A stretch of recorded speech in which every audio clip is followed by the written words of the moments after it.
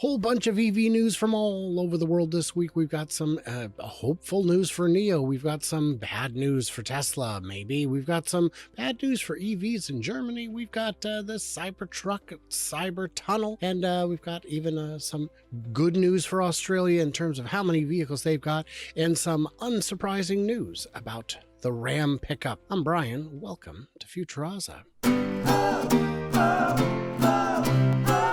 Joined, as I so often am, by my good buddy Mark from The Tesla Life. Was in the show today, could not help but watch it, and had a good time hanging out with you guys. It feels like I'm there. Oh, you were there with the comments today, that's for sure. I was there with the comments, but even when I'm not there, I've hung out with you guys enough that it feels like we are actually hanging out, and not just like a lot of people I see on TV where you see them so much you just, I feel like I know them. Yep. Yeah, people who've met me say, I know you don't know who I am, but I'm like, yeah, but you definitely know who I am because this is it.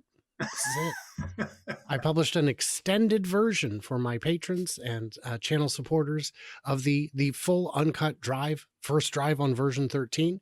And yeah, people are like, yep, that's kind of what I imagined you'd be like with a camera rolling and no cuts. Because I also gave a driving tour of Longview, so shared some of the history with viewers and my children. Live Brian, that's what it's like. Hashtag no filter. So NIO aims to become profitable by 2026. Do you think it'll happen? No. NIO aims, they might as well wish to be a real boy. I am, of course, deeply concerned for them. 200,000 units they have cleared so far this year against a goal of 220. Not bad, not too unrealistic. But you know how difficult the market is. NIO will refrain from engaging in price wars. Okay. They have to refrain from a race to the bottom, because a race to the bottom will not help them get to that profitability goal at all. They'll move more units and go extinct more quickly. Speaking of the tariffs going into Europe, NIO will be forced to increase prices close to those of Porsches in response to those tariffs. Well, good luck with that approach, I guess would be my thought on that. Well, you get into a situation like that, and you're pricing your car against a more luxurious brand, and you're the same price. It's tough. It typically doesn't go well for people that do that. No, it doesn't. And we've seen that. If you look at even Hyundai, they're struggling in the US because their cars are more expensive by just the federal credit. Yeah. And that's not even a big shift, but it makes people are price sensitive. Did you know Tesla Shanghai's factory head leaves the company, according to a letter? It's Song Gang is the factory head. Would you call this bad news, good news, or really no news at all? It's definitely some news, but it's a question of, well, first of all, I don't know how long Song Gang was in place. Do you? No. Nope. Yeah.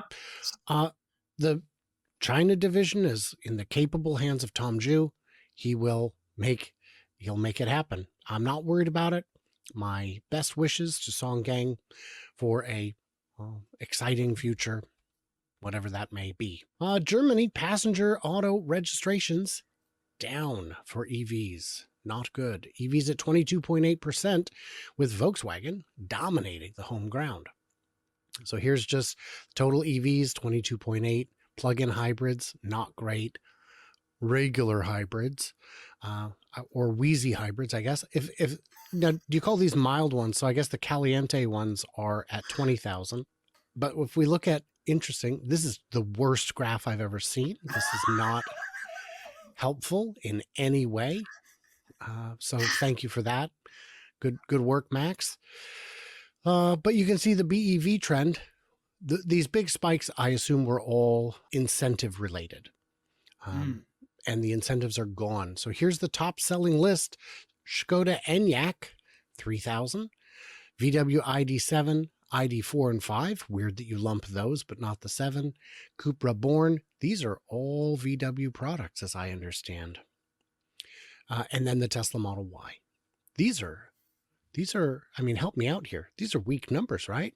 Yep. I expected the Germany market to be a lot more A lot stronger than that for EVs. Are we concerned? I'm not. There's a problem with VW. There Mm, has been for a while.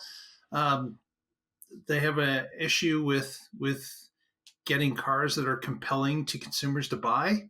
mm. It's been a problem for a while. I'm not sure how they're going to restructure that, but as it relates to EVs as an overall selling point in Germany, the incentives gone are going to sting for a little while. That's just the way it is. If you've got some great incentives, once that incentive ends, guess what? A lot of people had got up to the point while the incentive was still there and they bought then.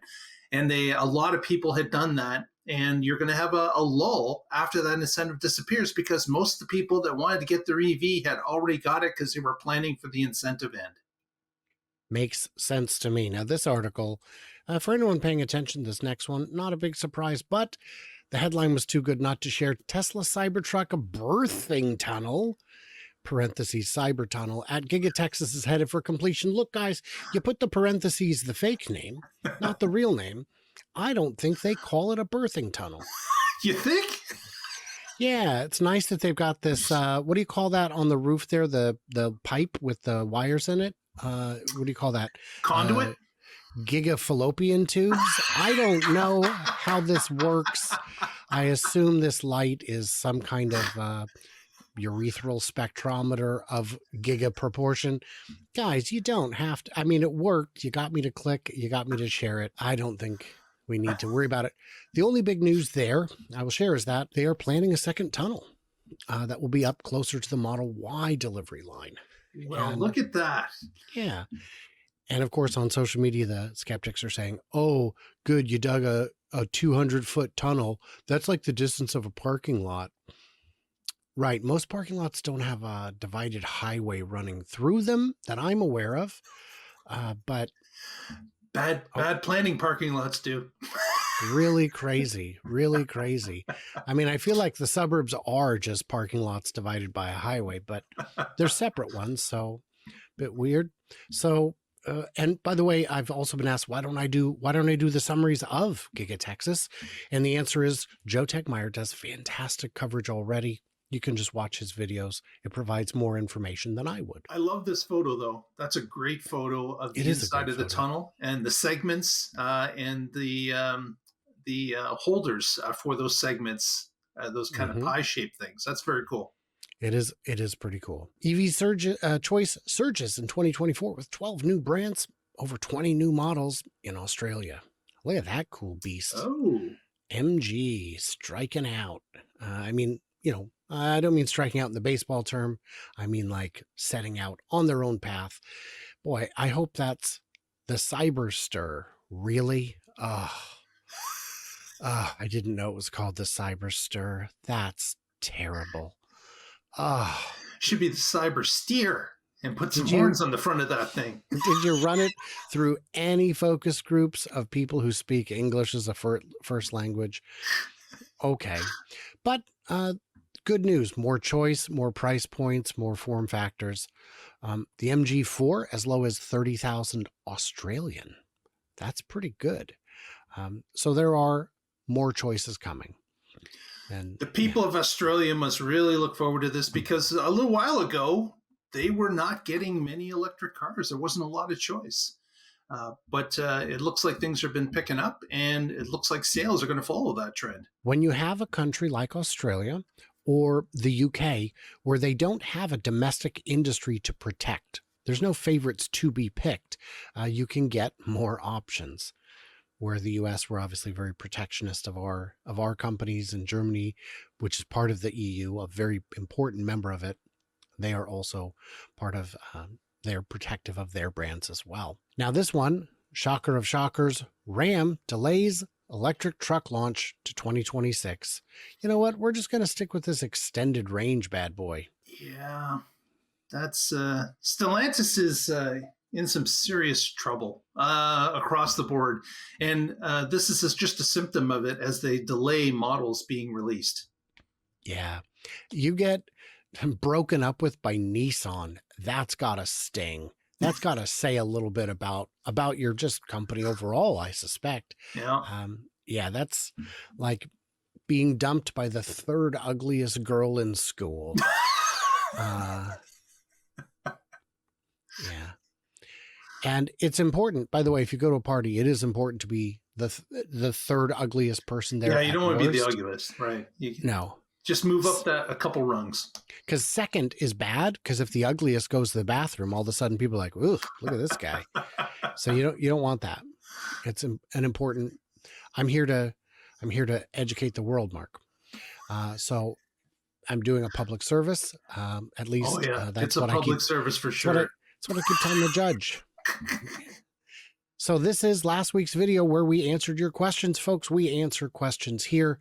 We do it every week. Okay. For those talking about the global price of lithium, are you taking into account the need to source lithium from the U.S. to receive rebates on EVs? We need to build U.S. manufacturing for supplies of critical materials. I am taking that into account, but it is not just the U.S. It is also a decent list of partner companies, free trade countries, that have from which we can work. So that would be Canada and Mexico for sure. Yes, we see you, neighbor to the north. But also Australia would probably be on that list. I assume a number of countries would. So there are opportunities to get it from other parts of the world and still qualify. And how much longer is anything going to qualify? Yeah, that's the whole thing may change shortly, but the idea originally was to allow companies that were local or within North America to be able to ramp up and start to sell the minerals that were typically gotten from Asia all this time, start to build up your own supply so it doesn't have to traverse the ocean to get to you.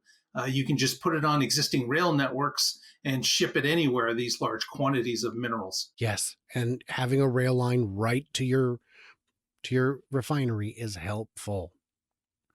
I'll be curious to see what they do with. Last week I called it spoil. Someone told me it is not called that. It is called tailings. What spoil is what you remove from like a tunnel, and tailings is the byproduct of whatever it is you mined. Thank you for the correction. When is the Corpus Christi plant supposed to be finished? It's close by our place. I drive by it.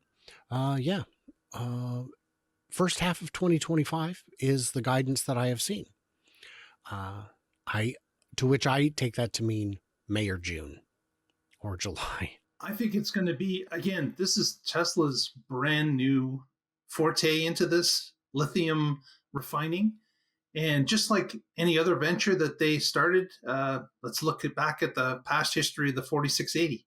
There was a number of things that Tesla could not get right initially, and they had to iterate and iterate in order to get it up to speed, get it up to efficiency.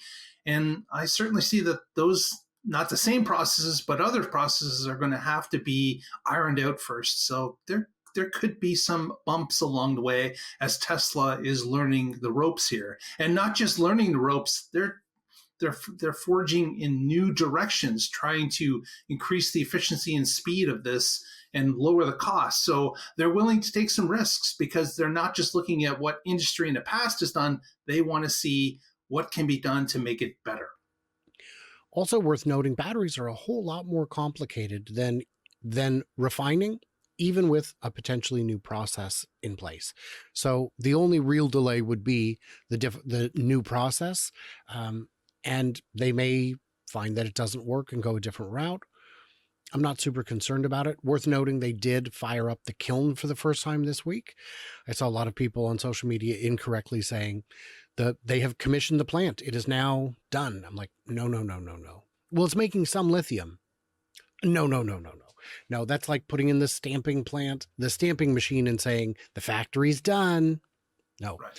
The kiln is just one of many steps in the process and by far the easiest one. Fearinator wants to know, how do you not have 100,000, I assume, subscribers yet? I don't know. You're well on your way, though, are you not? Yeah, 60 some odd. 60,000 some odd. Yeah. Pretty good. Getting there. Good couple weeks there with some fortunate scoops on the Cybercap. Well, hopefully those that are watching can share the video and help you get along the way a little quicker. Yeah. What's going to power the oven part? Can't see any power lines or fuel tanks nearby the oven. That's a great question. I assume like almost all kilns of this magnitude, natural gas. Texas has a fantastic supply of natural gas as far as I'm aware. Yep. And it would be pretty reasonable for them to get a pipeline put in for that. And by pipeline, I don't mean like an actual like massive cross-country, just a pipe, just get it serviced in, right? Makes sense. What is the dynamic duo's thoughts on the Model Q? I don't buy that rumor. I don't buy it. I just like that we're labeled the dynamic dual. Yeah. I'll take it. Why would Tesla sell anyone a robotaxi? It seems they would never, they would need to set up a complete back-end system to manage the fleets from charging to cleaning and customer interaction. If they don't need drivers, they just need cars and customers. They make the cars. Why not simply monopolize the robotaxi fleet to start with? Thoughts? It's kind of a double-edged sword here. Yeah, that could be done, but you know what? Tesla is starting again another new venture. They're going to take a while to figure out how it works, and they're not going to be available in every metropolitan center. But if you've got a number of people out there that are willing to put up the money to purchase the vehicle privately and to put it on the Tesla network when they're not using it, then Tesla gets the best of both worlds. They're able to have some exposure in cities that they're not ready to enter in a larger way. And they're getting free advertising and learning about the city through these private owners. I think all of that is exactly correct. So my first answer to this question when it was asked before Robotaxi was shown off, when I was doing all the math, was they can't afford to. The amount of vehicles they make, their cost alone would exhaust their supply of cash. So yes, but they're going to be making so much money, right? But it takes time. But I think your answer is the better current answer, because if they if a $25,000 vehicle really is worth hundreds of thousands, just take out a bank loan. Take out a bank loan, keep them all in-house, pay off the loan in a couple of years and just keep growing. But I think there are a lot of markets that will not be served at all by a big company. Last time I checked for airport fares from Uber, from my town to the airport, they said, no Ubers in your town right now. And I was like, whoa, okay. If Cyber Taxi is available, if it's under $50,000, there will be one in my town, I promise you, because I believe in it. And I think it'll do what it says on the tin. So there will be one in my town if I can afford one, and two if I can afford two, because even though they wouldn't get much utilization, it wouldn't matter. So I think that's the answer is, yeah, you can go absolutely everywhere as long as you have one person interested. The last thing I wanted to address, this was a question, is the lithium refinery under Tesla's company name, or is it a subsidiary? No, they keep everything under their own name. So guys, in the comments, what did we miss? What did we misunderstand? Leave a question if you have one. We answer some of them, not all, but a lot. We got through 16 of the 20 questions. No, I guess a lot of those questions were in thumbnails for other videos. We probably got through half the questions. Good stuff. Head on over to the Tesla Life, see what Mark and the gang are up to. They have a lot of fun there. I say we because I harass them endlessly, and they really need you to show up for the live stream Wednesdays at 7 p.m. Eastern so that you can water down my nonsense and insanity. It is important to keep the conversation moving forward, and I do not facilitate that. Everybody else, like, subscribe, stay tuned and juicy, and I cannot wait to hear from you clever robots on the next one.